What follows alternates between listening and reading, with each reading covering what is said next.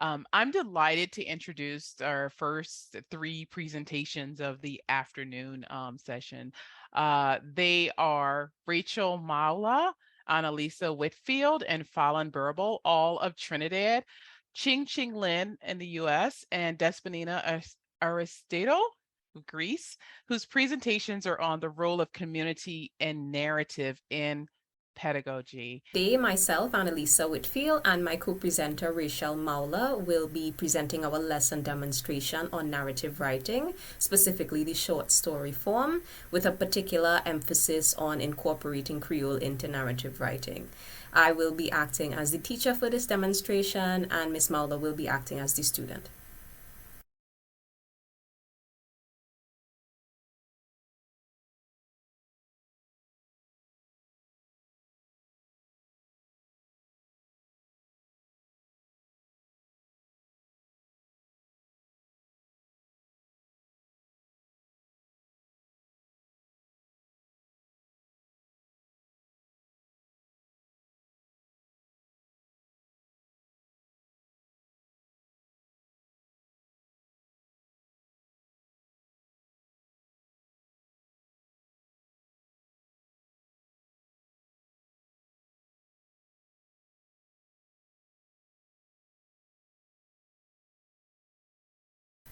So today's lesson is going to begin with a short film.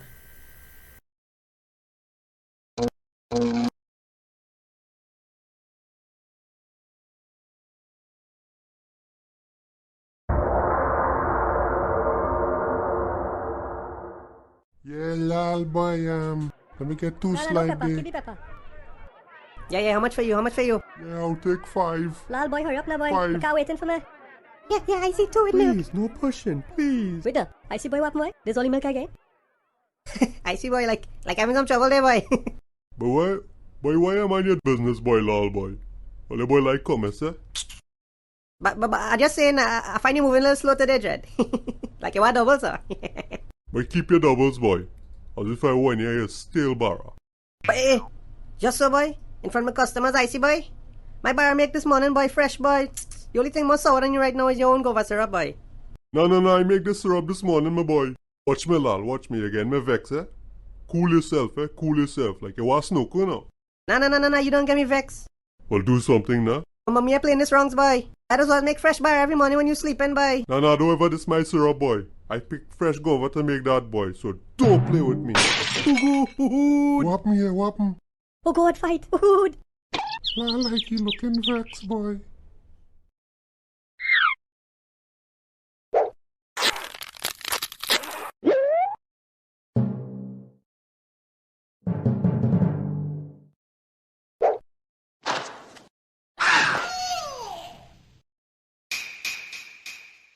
Oh!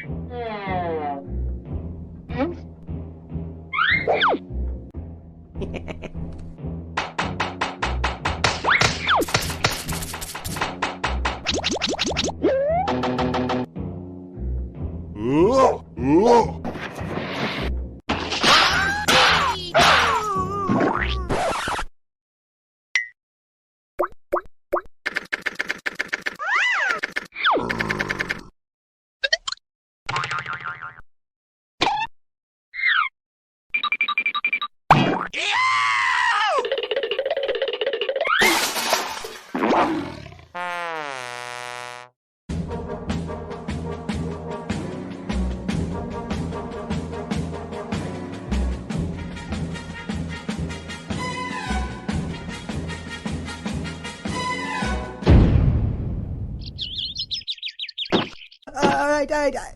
I see, boy. Let me done now, boy. You know I like your snow cone, boy. Lal boy, me too, boy. So you know I love your doubles, but you're my partner, Dread.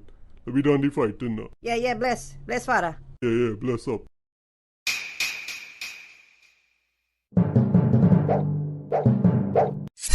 I hear somebody saying that my coconut them rotten.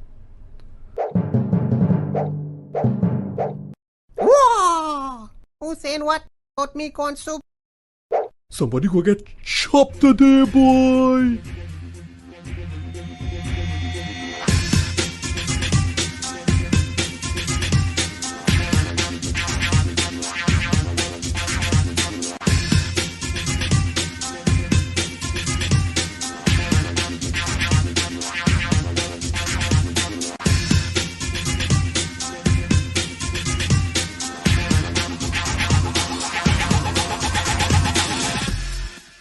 Tunes.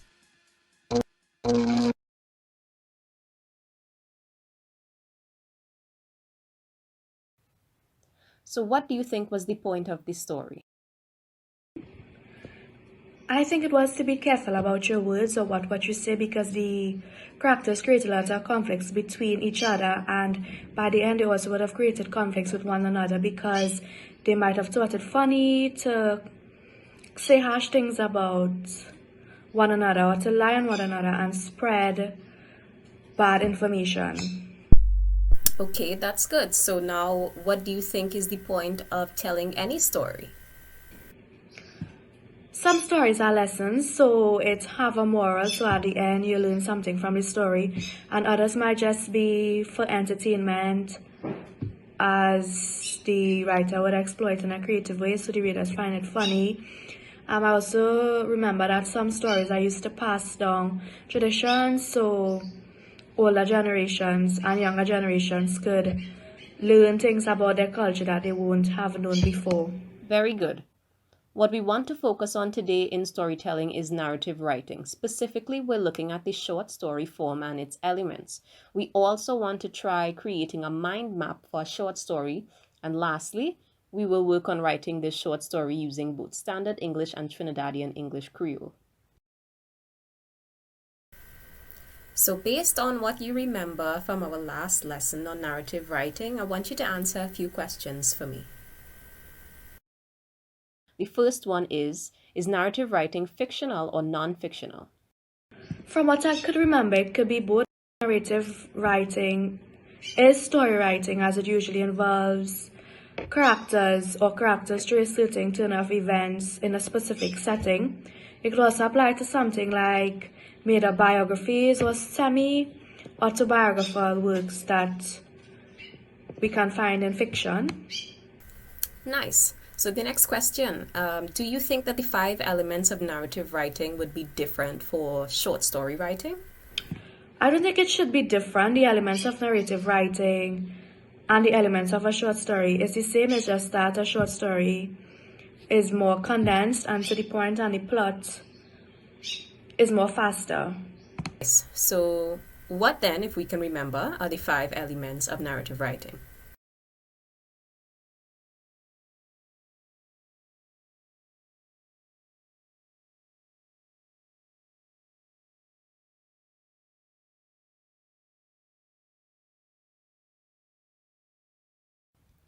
What I want you to do now is take a look at this picture and think about what's happening here. And what we'll do together is create the skeleton of a story that goes along with this picture. So what are some things we note about the image? There are some people fighting. There are schoolgirls. Good. And so we see these schoolgirls fighting in what looks to be the street, and what we might want to do with this conflict-driven image is start with this element of the story. So working on the conflict first, what do you think the central conflict of the story should be about? I think it could be about bullying or just two students having an issue about something that results in conflict. And what names might we give them? The bullied girl name could be Gabriella and the bully could be Shanice. Okay, good. So which element do we want to tackle next? The setting and the theme. All right. Tell me what ideas you have for each. For the main setting, it could be the school, and for the conflict on the street, as we see in the picture, so it could be outside the school. And like maybe the central conflict take place in the school and it escalates when they leave school to go for their transportation, so it happens in the street side or the road side. The team could probably shame, maybe Shanice is bullying Gabriella for something she's ashamed about. Good. So give me a rough idea of how you see the story going. It could all be within the school setting. So for the short story, we could have it beginning in the school with Shanice bullying Gabriella, as I mentioned earlier. And the rise in action could be Gabriella plotting to take revenge on Shanice for always bullying her.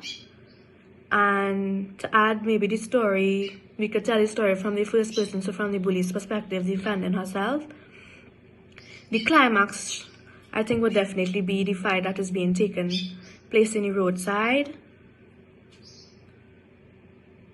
And what happens after would be the resolution, which probably Gabriella reaching out to Shanice after being embarrassed. The two of them could probably resolve the conflict and become friends again. Now that we have the basics of our mind map filled out, we'll analyze it as a whole to see if we can improve upon anything. We're asking ourselves questions like, how can we improve the story? How can we incorporate Creole into the story? And is this story well suited for the short story form? I think it's well suited for a short story because it isn't type of story that needs to be broken down in parts or much details. Like we don't need like a book or a whole chapter to get to the point. Everything could happen in a fast pace as the plot progresses quickly. So it could be better told in a short story and will also capture the audience. Reading the story, it won't be too long, so it'd be interesting. A way we could include the Creole is not only including it in direct speech, but also making it a central reason for the conflict. Like maybe she feels bad that she's always being spoken down at for talking in the Creole, and she's looked down upon because the rest of them speaks properly as they are told to, but she remains to speak she prefers to speak in her Creole. Very good ideas. I think a good way to improve the story is to expand on that theme in a bigger way. If using Creole is the central conflict and the theme is shame, we might want to make it clear throughout the story that the shame is not just that of Gabriella's, but also a cultural shame about the native tongue. And then we can incorporate other themes like colonialism and class. Do you have any questions so far? No, I'm all good. I understand. So there are 4 main takeaways from today's lesson. The first is that storytelling can serve many purposes. We spoke about how stories can be used to pass on culture, to teach a lesson, and to entertain. The second is that the basic components of narrative writing remain the same for the short story form and other forms of storytelling. The third was that we can incorporate Creole into our storytelling in very dynamic ways that are integral to the story, and we don't have to limit it to direct speech or a secondary detail. And lastly, the fourth is that using mind mapping is a good place to begin the writing process. So other planning tools can also help you to organize your thoughts and make it easier to assess the soundness of the story you are putting together. What I want you to do for homework is to take the basics of the mind map we filled out today and write me your version of the short story.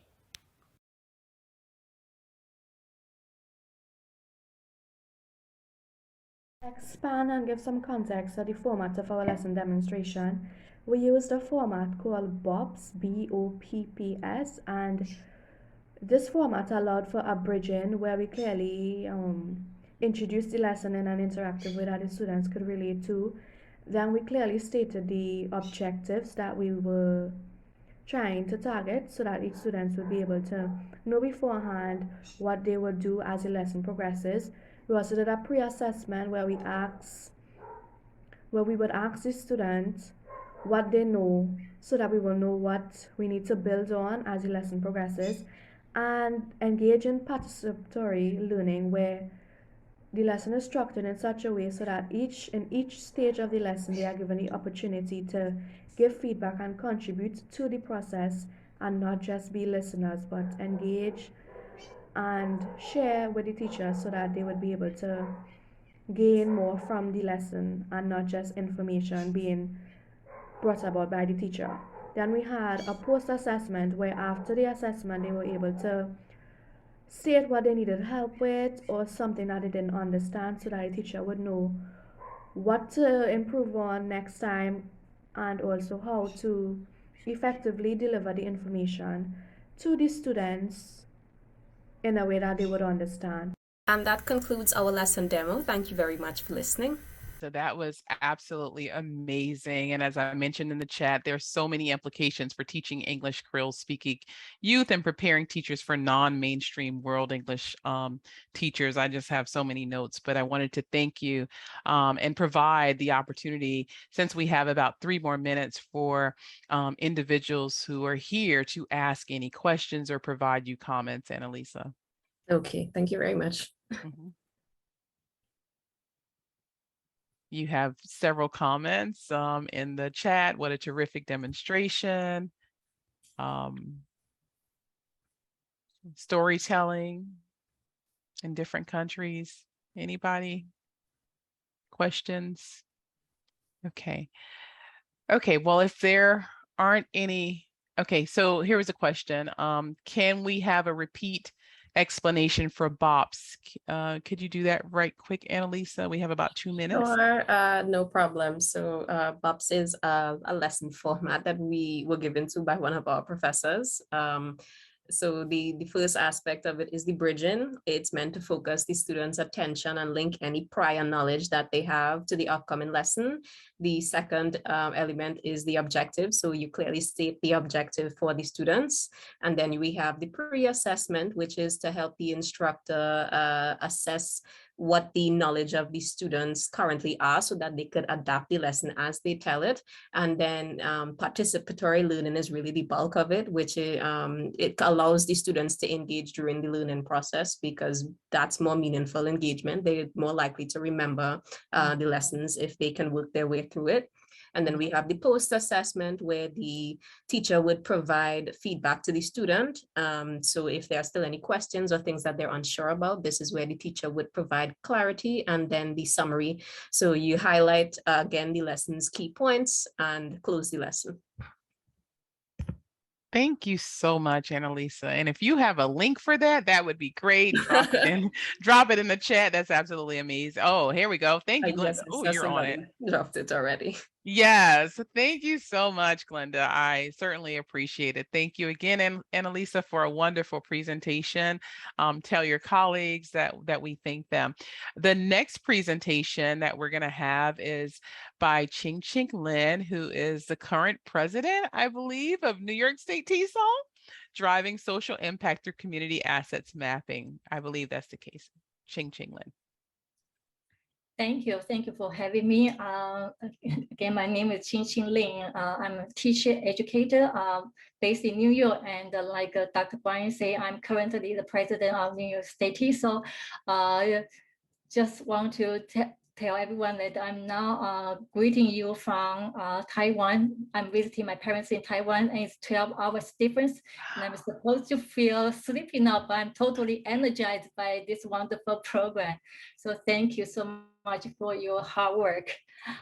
So let me share my screen.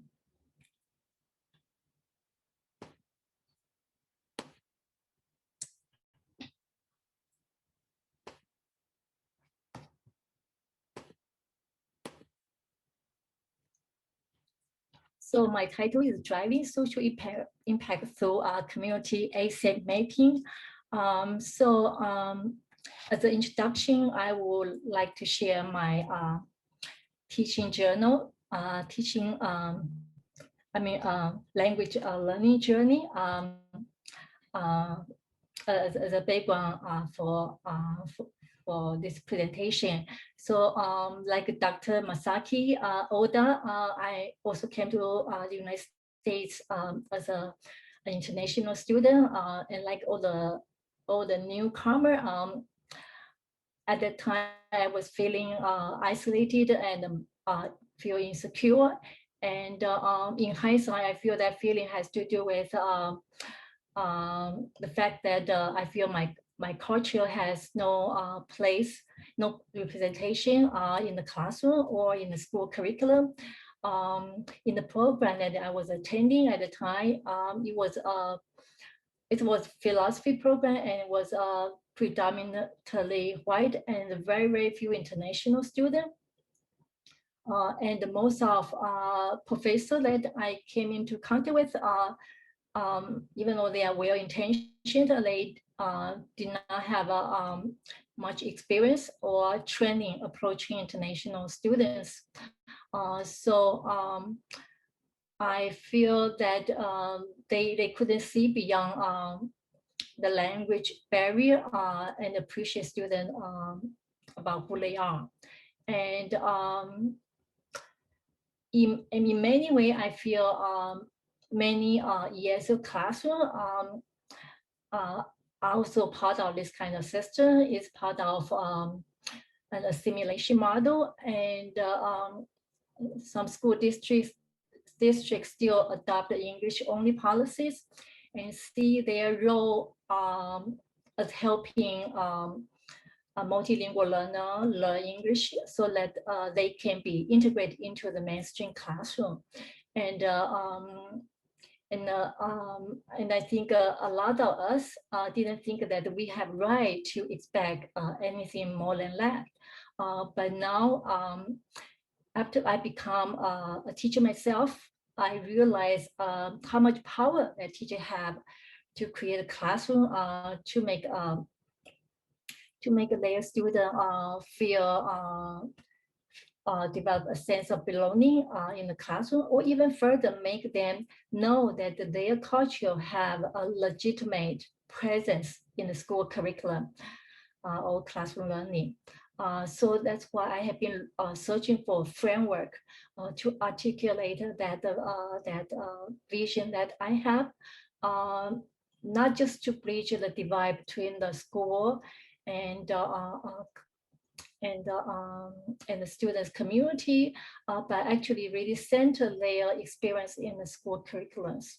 And I think the community essay mapping allows us to do that. So what is essay mapping?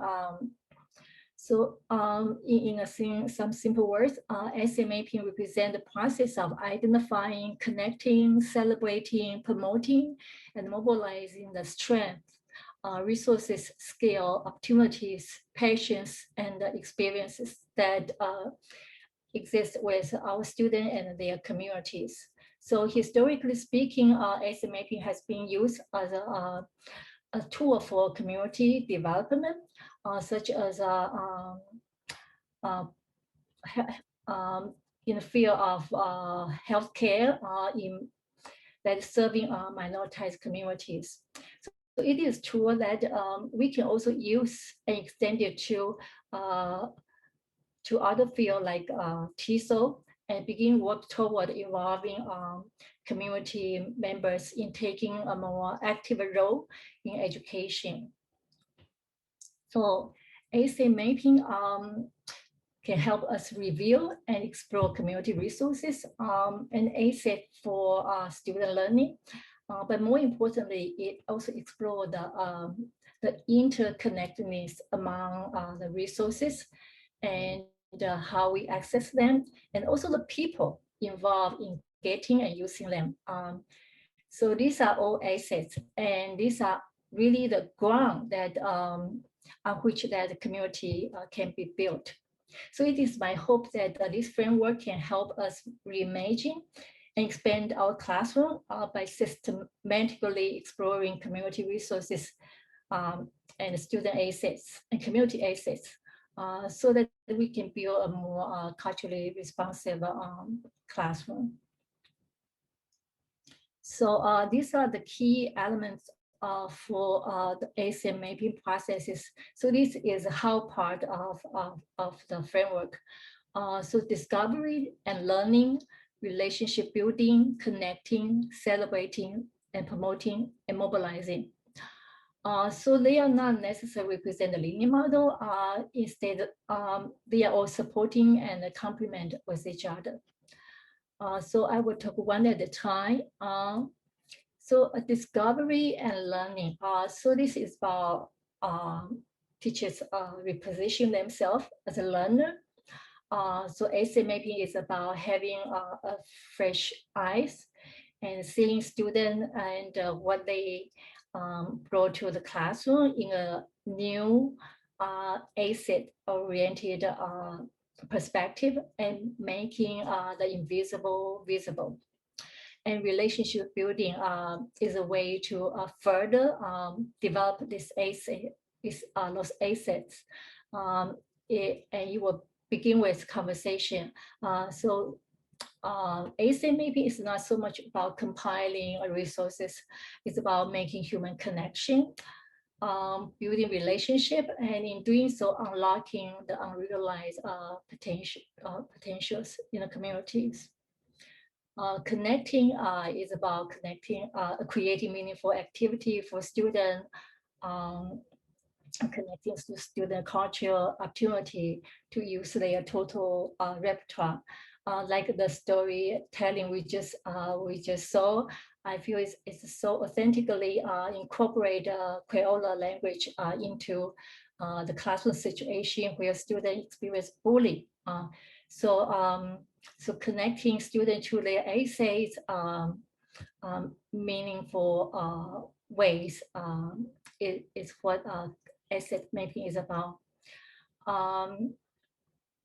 And that's really the key to help the shift. And that's very important about a community asset mapping is about shifting power structure and build shared responsibility between teacher and student and their communities. And when students feel empowered, and they are more likely motivated to take learning in their own hands. Celebrating and promoting is about revealing and highlighting the richness of students' culture and community resources, and provide the opportunity to celebrate and share their pride. And mobilizing its opportunity to disrupt dominating discourses. And that's really the ultimate purpose of ASMAP, which is to identify and link resources in such a way for productive future action and shifting power structure and move toward more equities in the school communities. So this is a classroom outcome that as a community is seeking to achieve to create a shared understanding of valuable resources, to design and implement action plan and strategies to support student learning.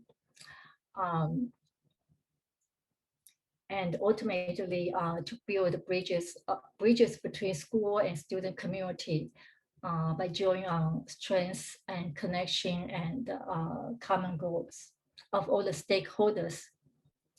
So instead of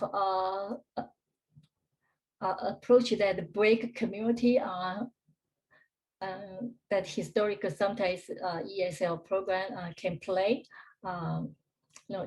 throughout the U.S. history, community asset mapping seek to build community and strengthen the school communities. So these are the type of the assets. So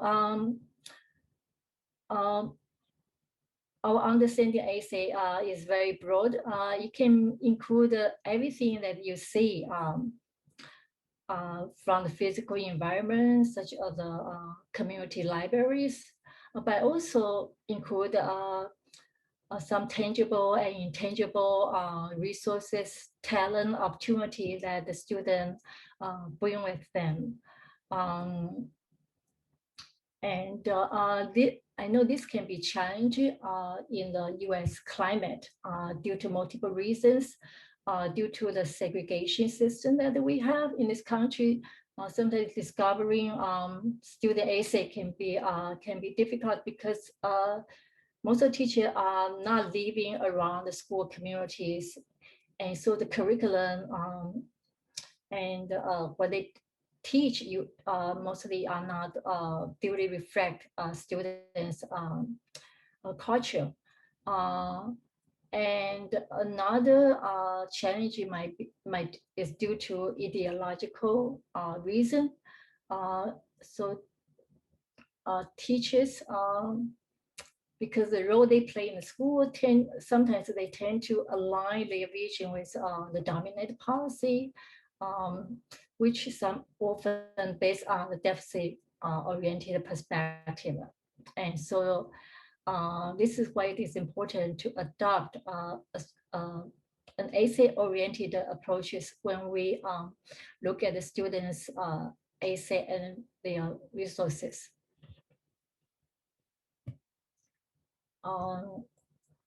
So processes essay making. So there's really no cookie cutter method. And these are just a few steps that can be followed to help make a process easier and more productive. Basically, it's follow a backward design. So like everything else, we start with the purpose and the scope of scale of the project. And it can be simple as like identifying what students already know,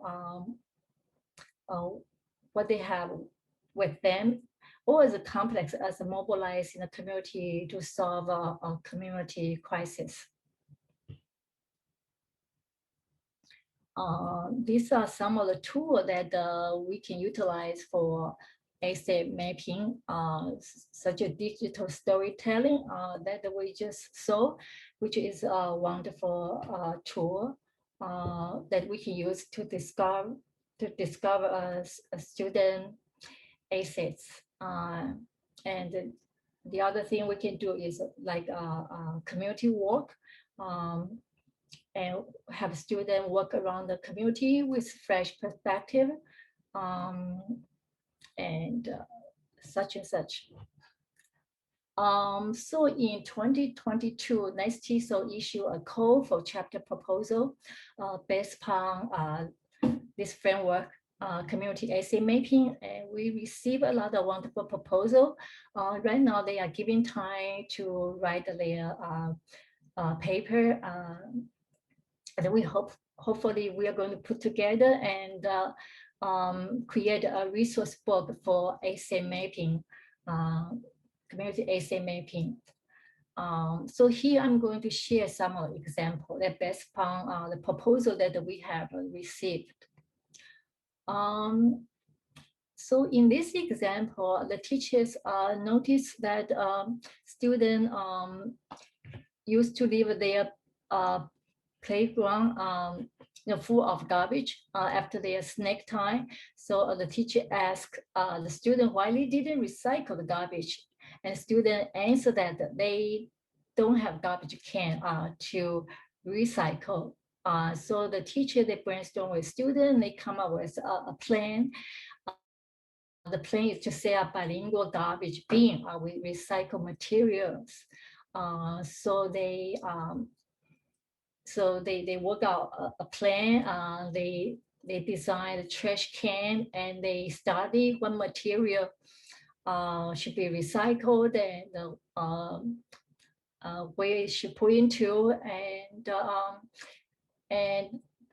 their plan also involve parents and family to create a logo to promote to promote this program. And the students feel motivated to see their idea can help the school community and extend the project, and they even find a way to extend the project to their neighborhood.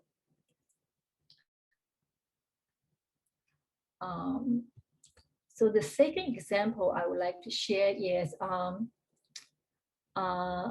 it's a group of teachers, and they co-author a book, a literacy book with their student partner. and the topic range from my story and or a poetry book based upon where I'm from or on my way to school. So these are the very studently friendly topic, and teacher co-host a publishing party, invite school administrator and community to celebrate the student work. And at the party, they read out loud and honor each student and the resources they bring to the classroom.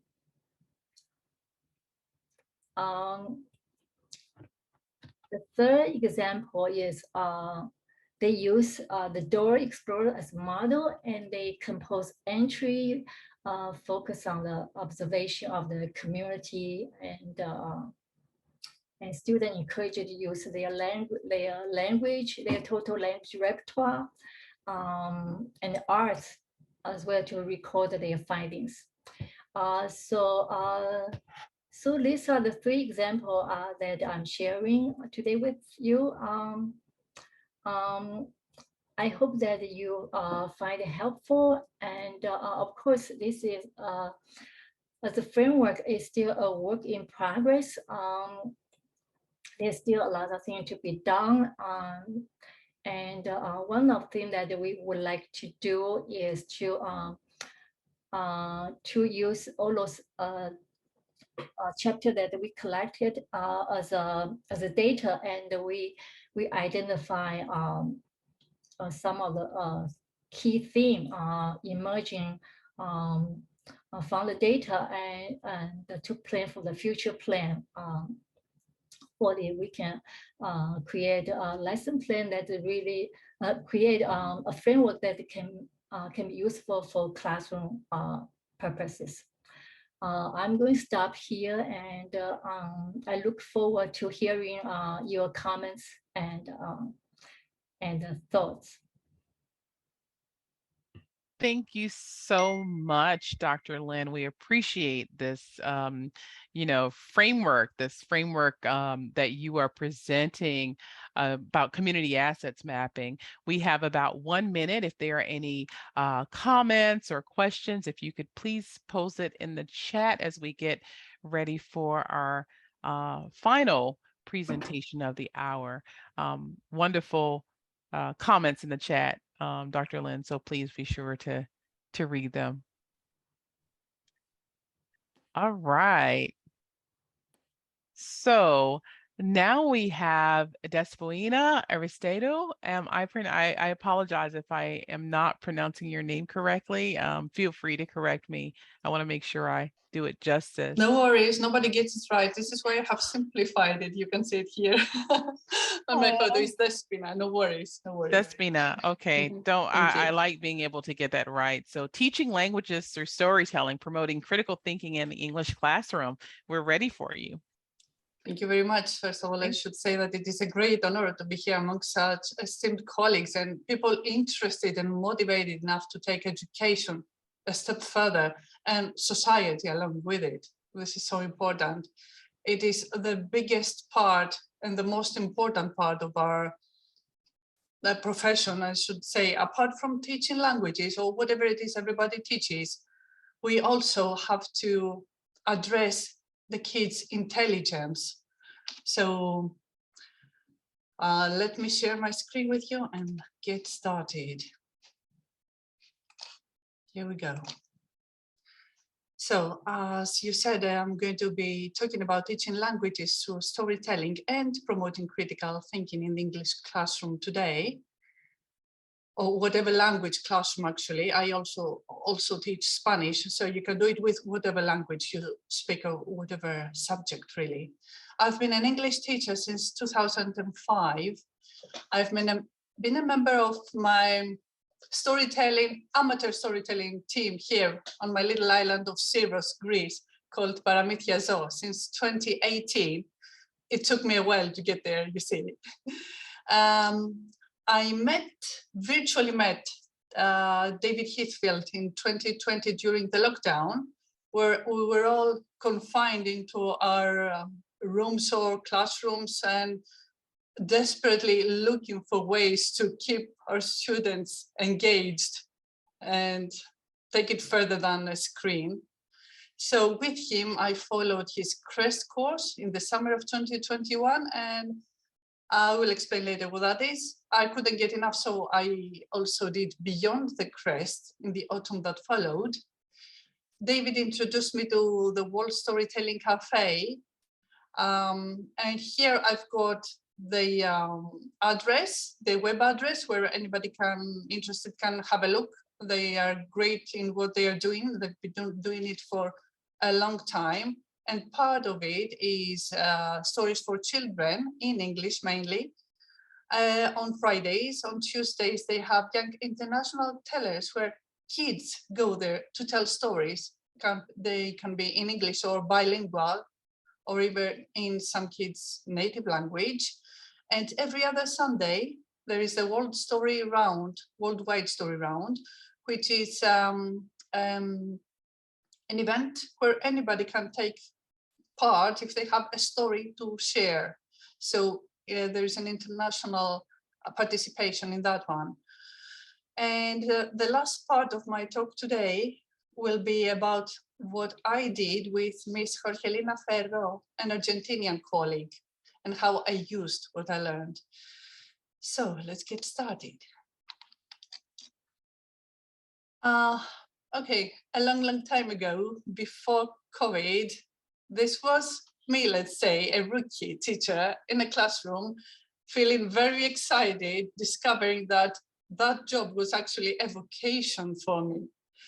But while doing the job and trying to find different ways to engage my students more and have them participate as active participants rather than passive listeners, I found out that occasionally I would have what you can now see on the left-hand side, bottom of the page, which would be a kid who would not be so interested in class. Maybe they didn't want to learn English really. Maybe it was their parents who put them there.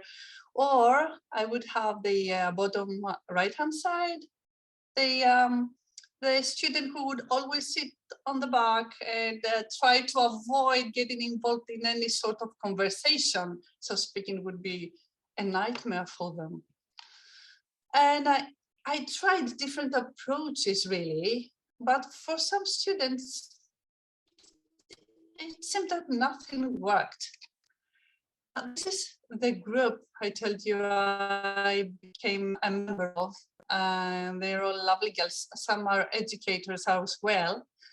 And I started performing storytelling with them in 2017 in an amateur level. But I found it really engaging. I got tangled into it. I was enthralled by it. So we have been telling stories to kids or to adults, depending on the occasion, or sometimes to both kinds of audiences. We have been telling at beaches here locally, or outside churches, or outside children's libraries, you name it. At schools, of course, a lot of storytelling there. Occasionally, we have entertained international visitors with stories from the Greek mythology, which was really fascinating for the people listening. And then I met this gentleman, David Whitfield, who is an educator, obviously. Pardon, let me share my screen again. All right. Okay, he is also an author and a teacher trainer, and he has been training teachers to combine storytelling in teaching, to incorporate it in their curriculum for many years now. He's been doing a wonderful job. And his courses create a supportive environment. So any beginner who has never done storytelling before can really get to the bottom of it, can realize what this useful tool is and how it can be used in hands-on experience in the English classroom. So this is the first course I attended by David Whitfield. It was in the summer of 2021. On the right-hand side, you can see the international participation. So we were like people from 4 different continents, let alone countries. And it was so wonderful to both acquire the knowledge and get to meet colleagues who were likely interested in enhancing their teaching methods. And after that, Beyond the Crest followed. So let's say that in the first part, in the first course by David Whitfield, we just took the tool to use in class. In the second one, in Beyond the Crest, we were encouraged to find ways to come up with projects on how to really plan and perform this thing we had in our hands, like in a bigger level. So CREST is an acronym. It means Creative English Storytelling Teachers. And I find this to be such a successful pun, because you're going on the crest and then beyond it. And here you can see that there were other participants from different countries, and here's us on the right picture, totally content at the end of our course with all the knowledge we had acquired. Then through David Whitfield, with his suggestion, I became acquainted with the lovely people who have this internet site, this website, World Storytelling Cafe. It's open to anybody, really. They are very welcome and very supportive, even though professional storytellers do get involved on many occasions. They are very welcoming with people who are just beginning to get involved with storytelling. So this is wonderful. Have a look, even if you simply want to listen to a story. It's great. These are 2 of the main curators of the World Storytelling Cafe. On the left-hand side, you can see John Rowe from UK. And on the right-hand side, you've got one of your own there in the US. You've got Baba C, and they're wonderful storytellers and very encouraging to others. Give me 1 second, please. All right, so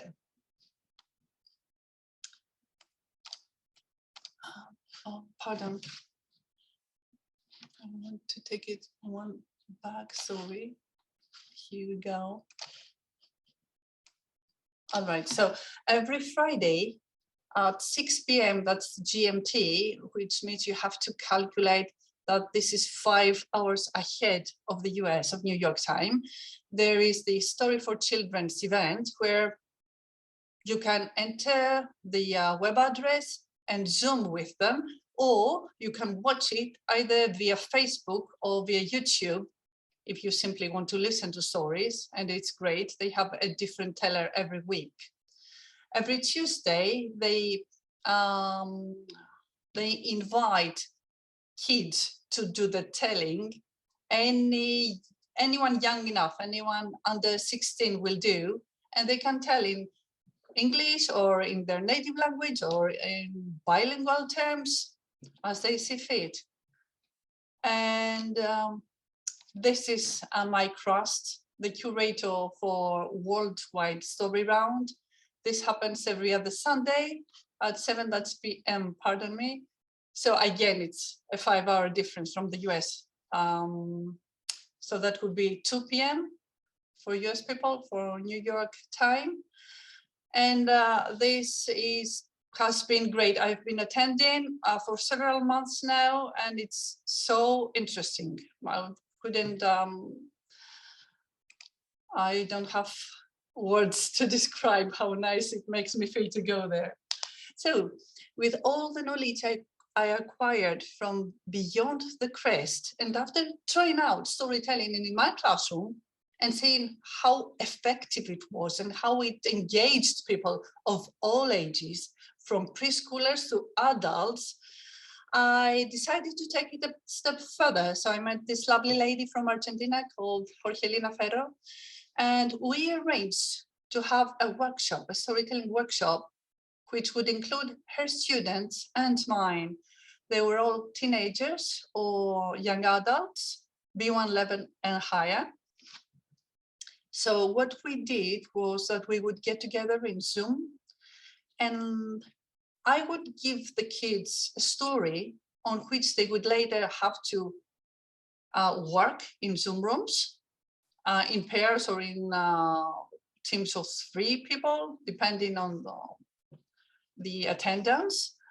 And then they would come back. I would give them the ending of the story, and then we would have them think of how this particular story had an actual effect in their own life. So the stories had to be meaningful. They were very carefully picked. In fact, I have this triptych of stories I used for this particular workshop. It has to do with social injustice or justice, depending on how you see it, on your perspective, which has to do with the rich and the poor, which has been the case ever since societies were created up to now. There is another story that involves women empowerment, and it's fighting all redundant stereotypes. And sometimes you get answers you're not expecting from the students, and that is wonderful. And the third story has to do with diversity and why it is so necessary. So this is the story I would like to share with you today. And this is why I did not send a recording, but I wanted to have a live audience so I can look at you and tell it. And here it goes. A long time ago, there was this city. It was all gray. The houses were gray, the buildings were gray, the people wore gray clothes. And as you can understand, this had a strong impact on their mood. Luckily, among these people, there lived a magician who saw the situation around him and decided that he should do something about it. So he went to his house, opened up the secret trap door on the floor, went down the spiral case, and he put a large pot on fire. He put a little bit of this bottle, a little bit of that potion, and a little bit of that conjury, and he mixed it all up with a great wooden spoon. And when he was done, and he was satisfied with the outcome, he took a bucket and a brush, and some of the liquid from the pot went outside in his garden and started painting the door of his fence in a bright red color. Now, the magician's house was somewhere in a central spot, so lots of people passed from there. And when people saw this bright red in all that grayness, well, some of them took the courage and knocked on the magician's door and asked if they could have some of his color. And of course, he handed it over to them, and that was the reason he had made it in the first place. So people got the buckets and the brushes, and they started painting, and they painted their fence houses red, and their fences and their houses and their buildings, and they even dyed their clothes. So all of a sudden, it was a bright red city, and everybody was so happy after all this grayness. It was everywhere. Everybody was happy. At first, because after a while, well, all this red, it is a very intense color. It started getting to them. They were getting agitated and they were getting irritated, and soon there were arguments and conflicts in the city, and there were even some fights. So when the magician saw that, he was like, no, this is not what I had in mind. This won't do. It won't do at all. I'd better do something about it. So back to his house he went, opened up the top door, down the spiral case into his basement, put on the fire, a little bit of this bottle, a little bit of that, stirred it with a big wooden spoon, came out with a new color, took a bucket and a brush, went outside and painted the door of his fence blue. Now people were passing through that and they saw this blue, oh, it was an oasis. Their eyes would finally calm after all that red. So they started knocking on his door and asking for a little color, if they could have a bucket so they could paint their houses. And of course he would hand them over. He handed bucket after bucket and the people started painting their fences and their houses and their buildings and their clothes and everything. So soon all over the city, this great calm blue spread. And everybody was relaxed at last. They could breathe. And they were so happy and so relaxed at first. Because after a while, well, they weren't really in the mood of doing much, and maybe they could sleep in a bit in the morning, or they could skip work for that day, and they were starting feeling kind of, you know, blue. So all of a sudden the magician saw that the streets outside his house, the streets in the big city were kind of empty. The people was nowhere to be seen. So he thought that this was not the effect he had in mind. He had to do something about it. So opened up the top door, down the spiral case, put on fire, a little bit of this, a little bit of that, stirred it with a big spoon, and came up with a new color. Went outside, painted the door of his fence yellow. And the few people that were still walking around and happened to pass from his door, well, they saw the yellow. And it was nice, it was bright, it was as if the sun had come out after a cloudy day, and they asked for it. And then more people came, and soon everything all over the town was painted yellow, which was very nice indeed after feeling so blue at first. Because after a while, well, let's say it was too bright. It would get into your eyes. So they started wearing hats with large brims to cover their eyes so they could have a little shadow from all the light reflection.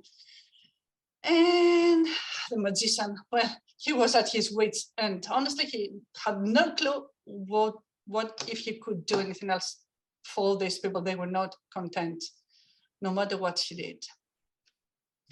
One day, a couple happened to pass outside the magician's door, and they kept walking and walking further away. And when they reached the border of the city, they saw that a woman who stayed in the suburb in an isolated house, she had painted her house blue, and the windows were yellow, and the roof was red.